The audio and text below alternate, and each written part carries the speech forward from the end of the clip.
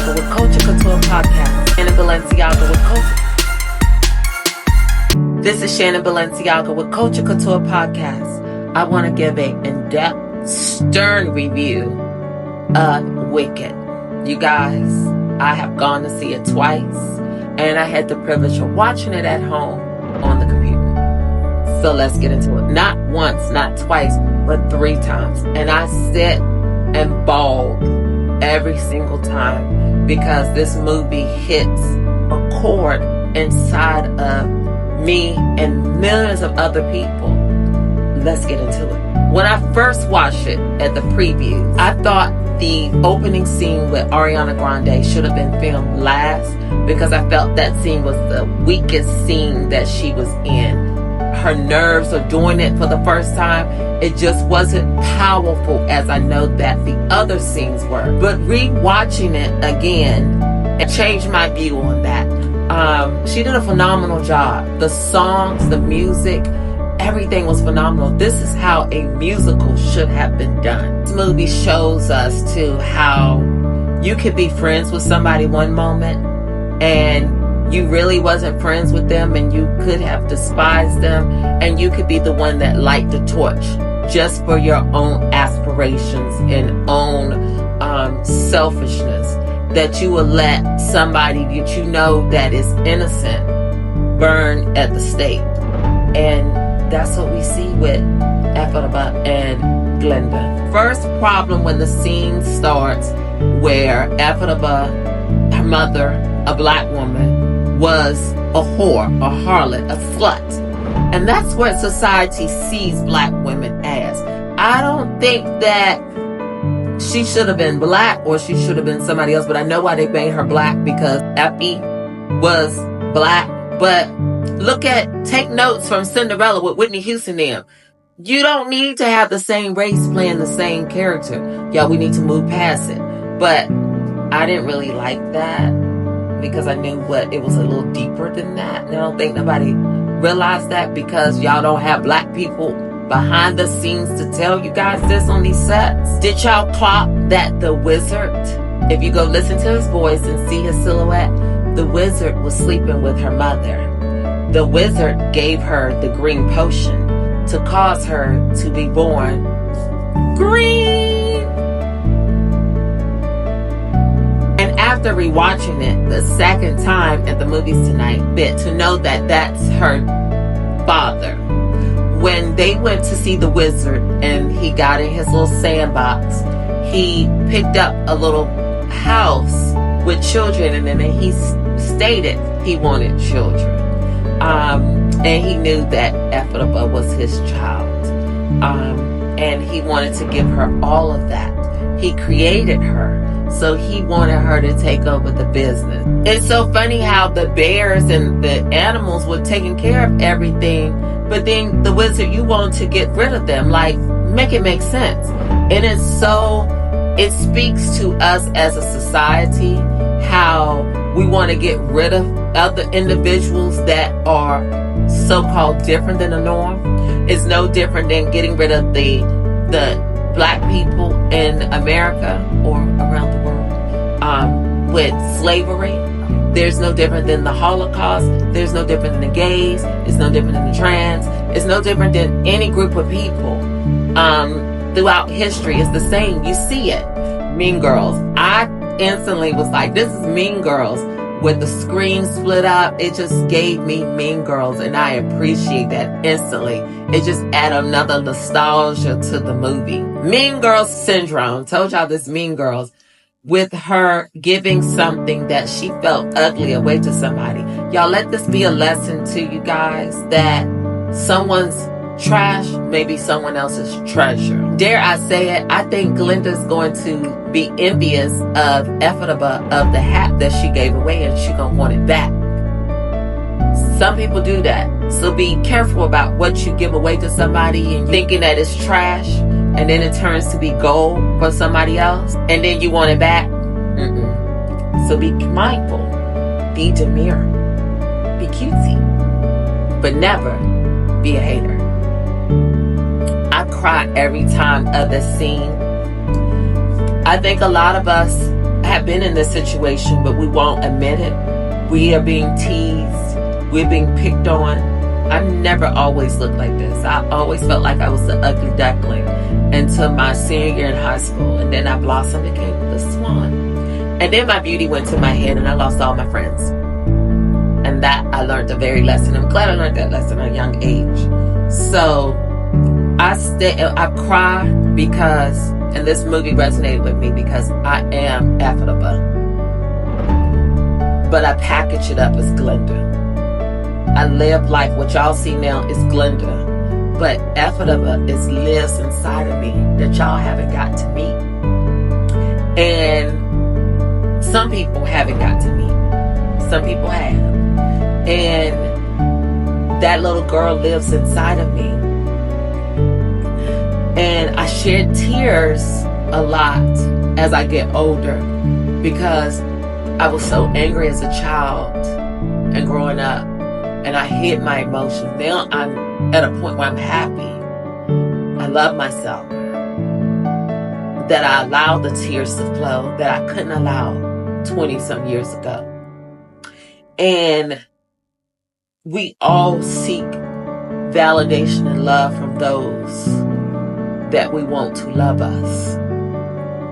And her sister, I resonate with that so much because my siblings, some traumatic situations happened to me and with my siblings, and they wasn't there. And I know so many people really resonate with that, with their own families. Everybody's families are not perfect. Things have happened. And we try to state that if your family can't be there to protect you, how can a stranger? But sometimes a stranger can be your savior and not your own blood family. I'm a living witness. And so that moment, that moment, and when Glenda said that she doesn't, that she do care what people say. Yes and no. You do care about the people that love you, you love them. Or let me say that. You care about the people that you love, what they think. And not so much about people that you don't know. Just small, because you can't live like that. You have to keep it out of your mind because you will drive yourself crazy worrying about what other people got to think. Does it hurt? If you be honest and truthful for a small second and then you try to wash it away and you try to put other feelings there to mask it. But what she did when she finally felt that emotion and she took it upon herself when her friends were telling her, what is she doing? I love in that moment that shows a real good human being down inside to say, I was wrong, let me fix this.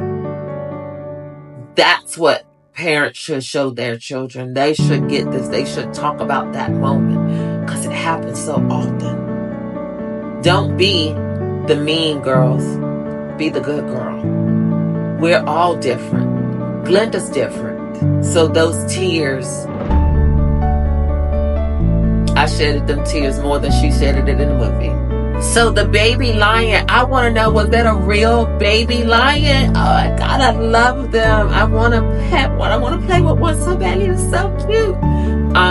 But that is the cowardly lion. She saved the baby. And if you saw, she was given, don't be afraid. So that's why she knew the lion, because she saved the baby. Oh my God, I loved it. So the sister was always one of the villains. She was a wicked witch. It was so about her because her parents made it about her, and she felt like Ephrata was special. This is the real thing. She felt Ephrata was more special than she was. And her father treated her more special and gave her this complex. And she took it out on Ephrata the same way her father. And it was so sad and pathetic. So when she wanted something and she saw that it wasn't reciprocated, we saw that several times with Glenda not getting her way, that's when she turned evil. And so she always was going to go after Glenda because of this man's affection towards her. When we gotta realize, ladies, you gotta stop being mad at somebody else because you have an infatuation with another human being and they don't reciprocate that emotion, and you see them longing for someone else. It's not that person's fault, and trying to get rid of them ain't gonna change that. That feeling ain't gonna go anywhere, and then you're gonna be looking crazy at the end of the day because you're going to wake up out of that dream and see that nothing that you can do will change that. You have to move on. You gotta love yourself. And that's what she was doing. It was such a fantastic thing to see the original 2 cast members being a part of this production. That was a phenomenal kudos. That's how you do it. I don't think no other production, not The Wiz, no other adaptation has ever recreated a moment like that. I think it was cinema gold. That was a moment to see the original ladies, and they sounded and acted phenomenally. This was my line. You have no real power. This line, I'm saying it now, this line is going to be so iconic, like silly in color purple. Until you do right by me. Everything you done to me. Y'all, this is going to be an iconic line. I just used it on some people, and I'm going to continue to use it. You have no power. You have no power. I have the power. I have the power over this. And nothing you can do can stop it. I love that. I love that message. And something that he said afterwards was like, you're right. That's why I need you. Oh! Y'all, wake up. We all need to wake up. Wake up. And realize when people are using us for our powers. This movie just showed us people be using us for our powers, and we gotta wake up out of it. Stop allowing people to use us. So this part, Madam Marvel. When I say she was casted for, oh my God, that was the perfect casting. I love her mama song from Memoirs of a Geisha. If y'all haven't seen it, go watch Memoirs of a Geisha. Phenomenal. Phenomenal. Like one of my all-time favorite movies. She was so evilly wicked. I loved it. I love to see her on the screen every single time. But this is the part where I hate. I loved and I hate. Because it literally, it was like, this is how the world is. You guys, listen. Just because this was fictitious, it's real world. The issues are real world issues. When she got on the speaker and broadcasted, there was a wicked witch. When she gave a description and all these different things, you guys, that was history showing. This was showing history all over again. Slavery. They do it to us as black people all day long. Throughout history, we're still doing it. We're still doing it.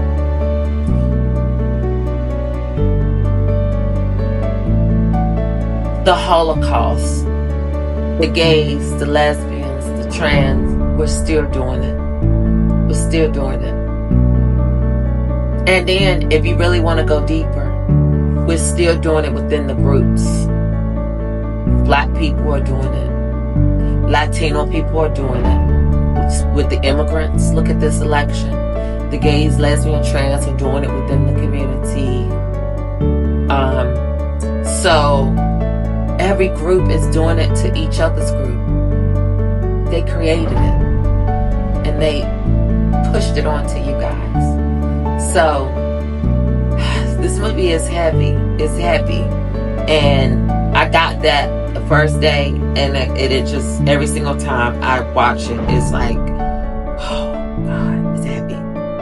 It's a heavy moment. As the third character in this movie, that needs an Oscar is that cape. That cape was phenomenal. It was, if I dare say it, it was the best for me, because I'm a fashion girl. It was the best thing of the movie. It trumped Maleficent, and Angelina Jolie is hard to trump with gorgeous self, gorgeous movie. It trumped Snow White and Henchins and all these different movies. This movie literally slayed all the movies. And because it's slated, because they went back and did something that movie making is not doing anymore. All this AI has to stop. We need to go back to old school things of doing movies, because it really do make a great movie. It makes a timeless movie. And this show.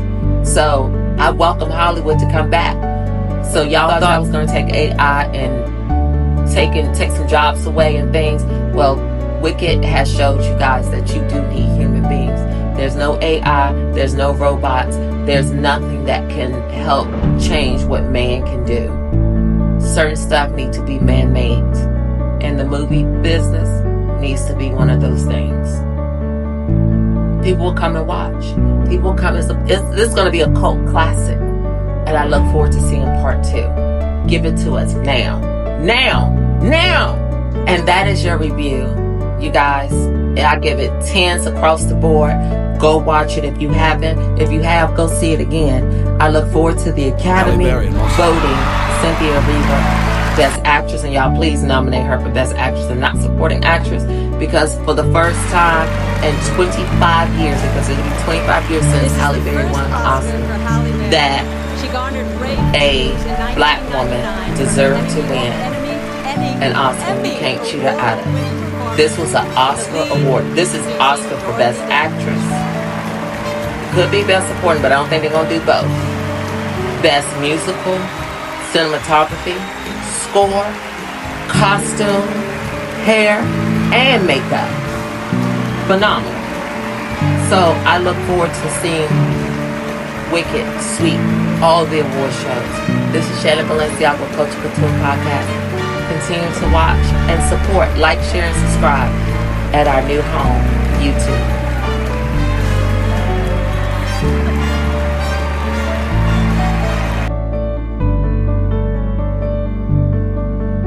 Before she did this interview, I spoke with someone about this exact look at your younger self and go, hey, come with me. This movie makes you cry because that little girl still lives within us from all our pain and trauma and hurt. And it's not a bad thing. It's just to know that you can grab her hand at any given time and feel that pain. And it's a great thing to understand that your past don't have to be your future. And you don't have to be evil. Like, share, and comment. Subscribe now so Mother can bring you more.